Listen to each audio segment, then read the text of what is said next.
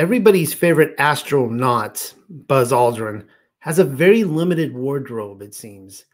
I hadn't the faintest clue how deprived of variety it was until my latest reconnaissance mission in the Intelnet, which I just so happened to have completed a few minutes ago.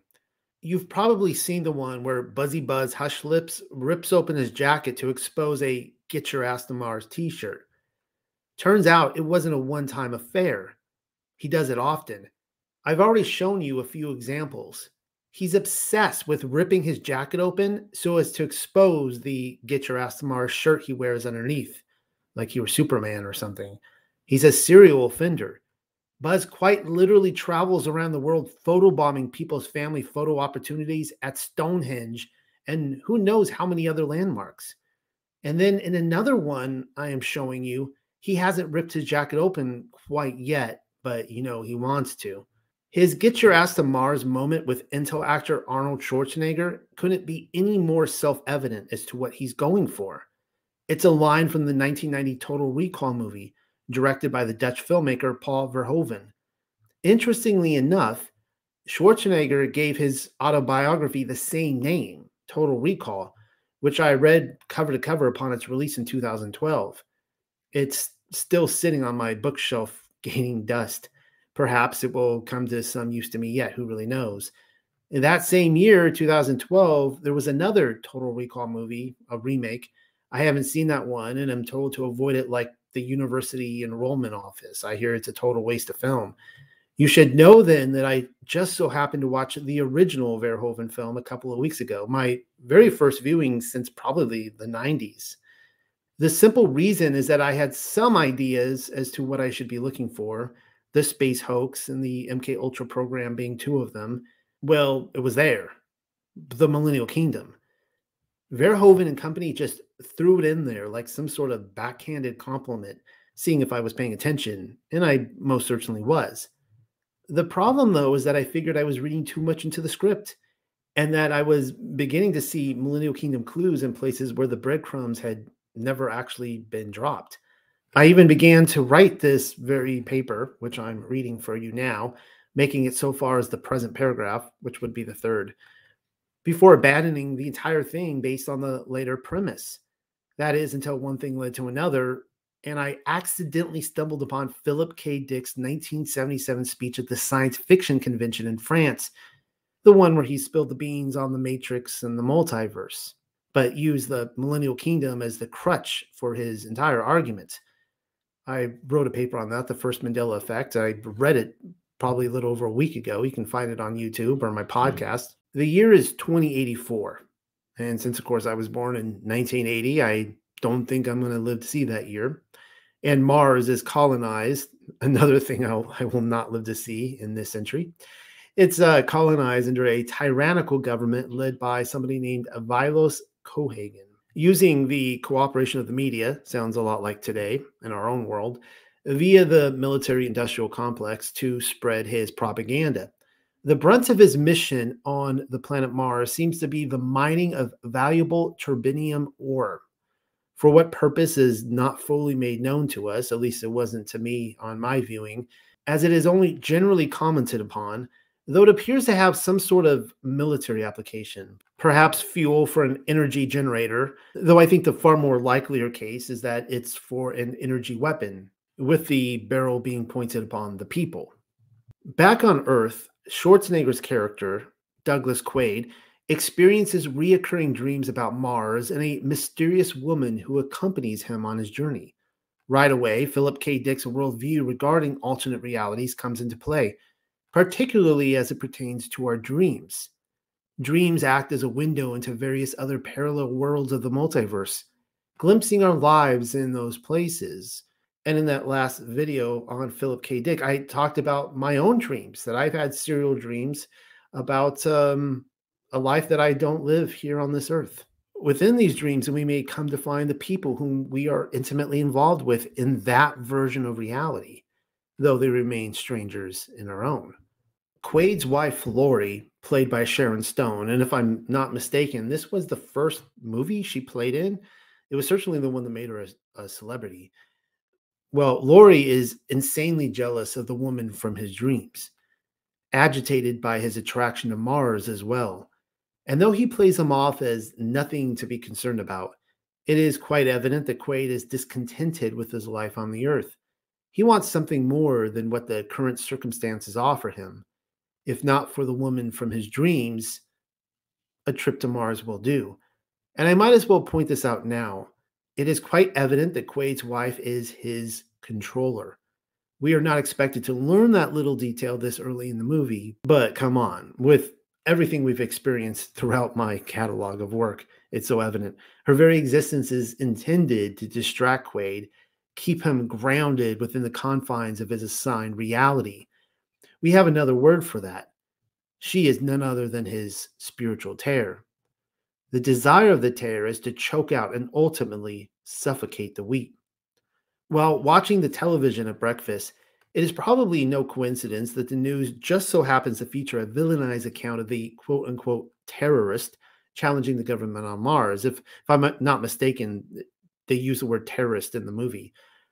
Evidently, the propaganda intended either to scare Quaid or starve off his desires has little effect on him. Laurie flips the channel to a serene scene from nature, probably in hopes of keeping him grounded. Nothing seems to work because everyone in his life, including his construction colleague Harry, attempt to convince Quaid to avoid recall, a company advertised to Quaid on his commute to work, and which promises to implant realistic false memories. Among astronauts, that's probably how space travel is already accomplished, by the way. It wasn't simply the Apollo moon landings which were faked. Space is a hoax.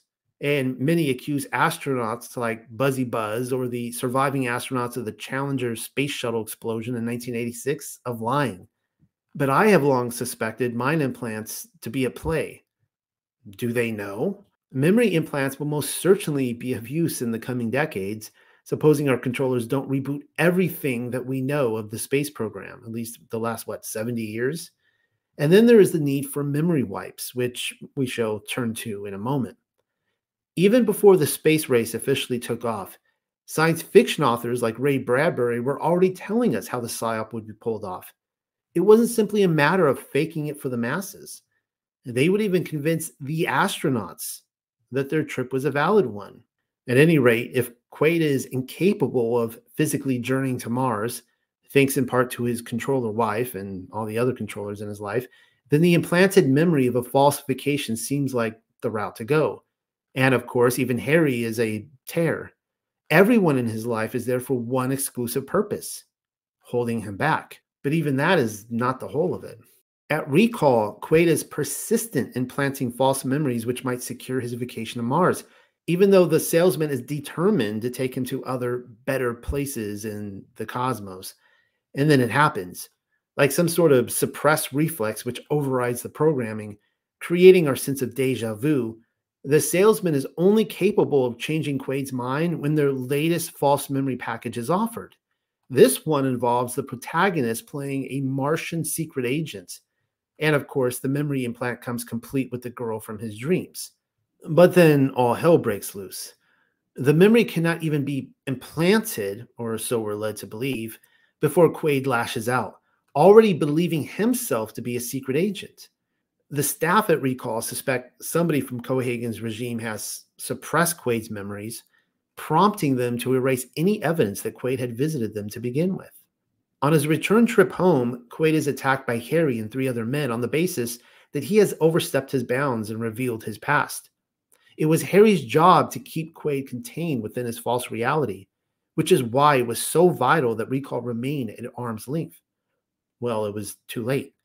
The Martian's secret agent memory had kicked in, and now there was a bounty out on his life. Against all odds, Quaid's suppressed instincts take over and he kills all of them like a pro. Back at home, Quaid is just as quickly assaulted by his wife, Laurie, who, after being outwitted by Quaid, finally confesses at gunpoint what we already know, that she was assigned by the agency to monitor Quaid's every move, keeping him in check, making sure he behaved like a good boy, using bedroom antics to do it. Even their marriage was a sham. At best, her assignment was only several weeks old, despite Quaid's memories of a much longer-lasting matrimony. I think that part tripped me out more than any other aspect of the movie. That he had like this lifetime worth of memories that actually matched up with the last several weeks of his life. Her true husband was Richter, Cohagen's operative, a man currently tracking him. Before I forget, the scene which the Apollo 11 astronaut so often and obsessively refers to with his t shirt campaign is one in which Arnold's character, Douglas Quaid, receives a suitcase from a man who claims to be Quaid's former acquaintance on Mars. The mystery man leaves it in a phone booth just outside of Quaid's apartment, which he is able to nab while on the run from Laurie's husband, Richter. Within the suitcase is a video recording in which Quaid's doppelganger identifies himself as Hauser, an ally of Cohagen who defected after falling in love with a girl. According to Hauser, recall was correct in their assessment. Cohagen was successful in suppressing his memories and reprogramming him. Hauser became Quaid. In doing so, they were able to conceal the secrets which Hauser had learned and which might otherwise threaten Cohagen's entire operation. Of course, Hauser only recorded the message because he knew, and he also knew his split psyche would need some help in the wake-up process. Also, in removing the tracking device planted in the whereabouts of his cranium, and it's a scene where he shoves this. It's a scene where he shoves like this thing up his nose and pulls out this big ball. It's also where the famous line is delivered, "Get your ass to Mars." In fact, when Richter finally arrives at his location and shoots the joint up, the video recording of Hauser plays like a broken record in which he repeatedly states, "Get your ass to Mars, get your ass to Mars, get your ass to Mars." The entire situation involving the split psyche screams of the Monarch Butterfly MK Ultra program, though the narrative hasn't even come close to unveiling the intricacies of it quite yet. And so you have to wonder why Buzz is so intent on promoting that scene. Does he see himself as the Quaid or Hauser character? Or variably both? Perhaps he so desperately needs to get to Mars so that he can retrace his steps to the person he once was before the split psyche took control of him. And that's not a good look for you, Buzz. Arriving on Mars, Quaid disguises himself as a woman in an attempt to evade Richter. It all goes according to plan until his costume malfunctions at customs. The complex and robotic mask begins to babble incoherently, and he is discovered. His escape is made possible due to the bomb planted in the animatronic's head, and also a guy named Benny. Benny comes across like a random taxi driver, coincidentally apprehending Quaid so that he can feed his wife and kids. But nothing is as meets the eye in Quaid's new reality. After receiving a note left in a safe box at his hotel by Hauser, Quaid's next stop is the Martian city of Venusville, a red light district populated by humans as well as those mutated by air pollution and radiation. We come to learn that the government controls the air. It is for this reason that the people are rising up in rebellion. I wish they would in our realm as well. Anywho, his mission is to find the rebel base, which is also led by mutants, and to speak to their mysterious leader, Quato, who can supposedly unlock the secrets in Quaid's head. It is in Venusville that Quaid meets Melina, the woman from his dreams. Try not to overlook the fact that Hauser sent Quaid to Venusville to find her, seeing as how Melina is an agent working for the rebellion and, in turn, capable of finding Quato. Though presently, Melina only recognizes Quaid as Hauser and, not knowing that he has defected or that his memory was wiped, believes he is still working for Cohagen. Their pairing is a bust, seeing as how Melina wants nothing to do with him, meeting adjourned. Back in his hotel room, Quaid is once again confronted by Laurie, his wife. Only this time she brings with him a doctor whom we also recognize as an actor from the Recall commercials, the one that enticed Quaid to go on a vacation to Mars. Well, the doctor's explanation is that Quaid is still hooked up to the dream machine at Recall, trapped in the fantasy. By this logic, the doctor is just a holographic illusion sent in to let him know of Recall's screw-up. Laurie has arrived at the Recall office and is there as a loving and concerned wife to pull him back to reality. What Quaid needs is a prescription, a red pill which promises to wake him up into the real world. Despite pressing a gun to the doctor's head, a very conflicted Quaid might have gone through with it, ingested the red pill, that is, had it not been for the sweat he noticed dripping from the recall representative's head. He called his bluff. Quaid kills the doctor, though Richter quickly captures him. But then Melina arrives to rescue Quaid, and in a frantic scuffle, Quaid kills Lori. Quaid and Melina's escape to Venusville is once again due to the taxi driver, Benny. Melina has finally agreed to take Quaid to the rebel base, the only hiccup this time around being Benny, a third-wheel security hazard. Benny, however, shows himself to be a mutant, which then convinces Melina that he is a safe and welcome addition among the crew. At the rebel base, Quaid learns that their leader, Quato, is in fact a mutant growing out of the abdomen of his brother, George. Lovely. Quato is indeed capable of reading the lock safe within Quaid's mind. And here is the big reveal.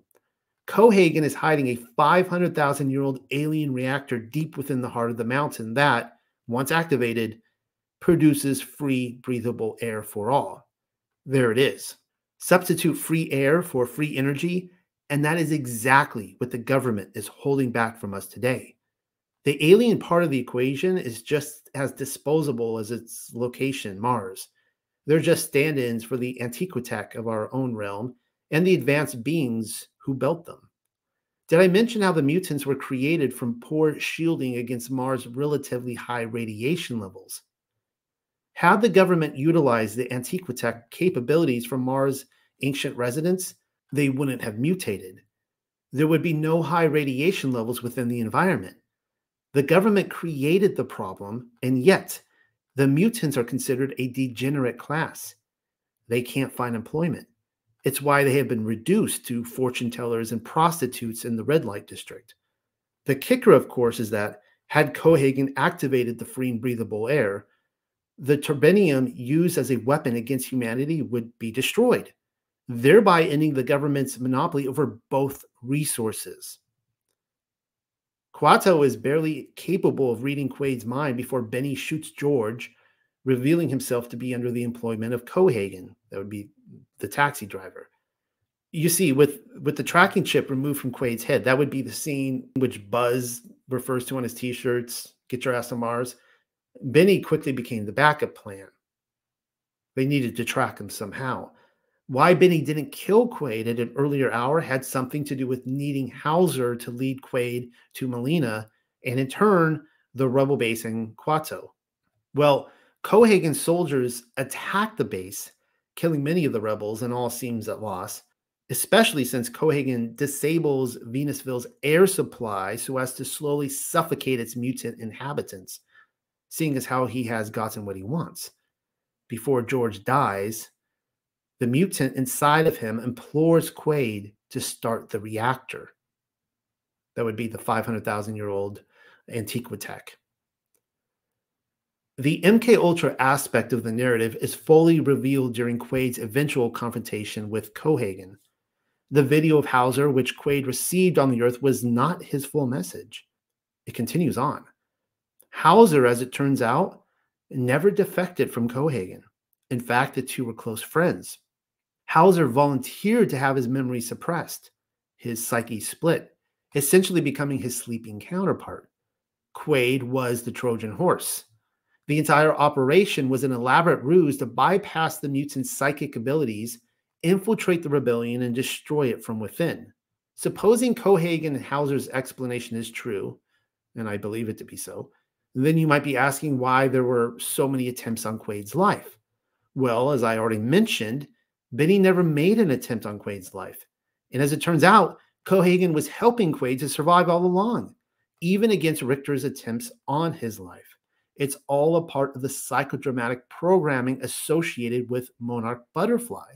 The MK Ultra victim is tasked with defeating his handler through a series of psychodramatic exercises. And they do this on a worldwide stage as well through psychodramatic exercises. It's something that I've talked about frequently, that it's actually real magic. As the victim struggles to survive and ultimately overcomes these psychodramatic exercises, the psyche is successfully split. His handler wins. He doesn't defeat the handler. The question should then be asked, how many Quaids are there in the world? tasked with infiltrating our own ranks with the knowledge they possess, thereby earning our trust. More on that thought in a moment. With the rebellion defeated, Cohagen orders Hauser's memories to be restored. And furthermore, at Hauser's former request, that Melina be reprogrammed as his subservient lover, another monarch slave. And what do you know? No surprise, Quaid and Melina manage to escape, their destination being the underground mines where the reactor is hidden. Oh, and Benny tries to kill Quaid and Melina with a gigantic screw, an earth mover, by which Quaid delivers one of the movie's iconic one-liners, "Hey, Benny, screw you." You guessed it. Benny gets screwed. Well, there it is, the stuff of ancient aliens.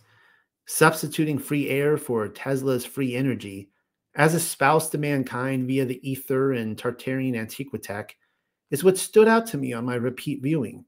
As earlier mentioned, I backed away from making the connection with the Millennial Kingdom as having physically already happened until I stumbled upon Dick's speech at the 1977 science fiction convention in which he held the same sentiments.